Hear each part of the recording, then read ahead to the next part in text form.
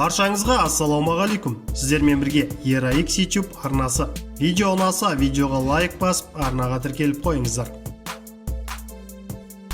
Лас-Вегаста өткен UFC Vegas 184 турнирінің басты шайқасында ресейлік Александр Волков пен Нидерландтан шыққан Алистер Оверим кездесті.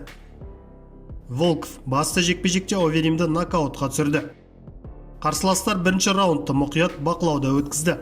Бірақ Волков сәл дәлірек және шабуылдарда белсенді көрінді. Екінші раундта Александр қолмен көбірек ұра бастады және бірнеше рет Алистерді есеңгіретіп алды. Қатарынан 2 мәрте жұмсаған соққысы арқылы Алистер Оверимді тізе бүктіріп, осыдан кейін төреші жекпе-жекті тоқтатуға шешім қабылдады. UFC-дің ауыр салмақтағы үздік жауынгерлерінің бірі Волков өзінің уақытынан бұрын жеткен жеңісінен соң жекпе-жек жайлы пікірін айтты. Мен өзімді керемет сезінемін. Менің уақытымның келе жатқанын сеземін. Чемпиондық белбеудің жолындамын. Қазір жақсы қарулы күйдемін. Бірақ бұл әлі шарықтаудың шегі емес. Жақында мен одан да күшейіп жақсарамын. Жаттығуды әрі қарай жалғастырып, шеберлігімді арттырамын.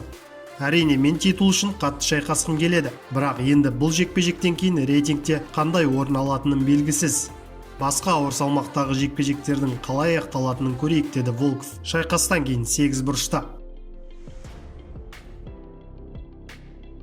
Қазақстандық боксшы Садриддин Ахмедов дүниежүзілік бокс кеңесінің, яғни WBC-дің жаңартылған рейтингінде 10 сатыға көтеріліп 17-ші орынға жайғасты.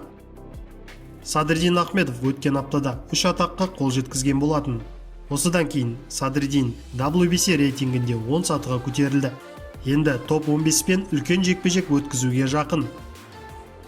Алға биік мақсаттар қойыңыз және оларға қол жеткізгенше тоқтамаңыз, деп жазады You of the Tiger Management промоутерлік компаниясының Instagram парақшасы. Сіздермен бірге болған ERA-X арнасы. Келесі кездескенше.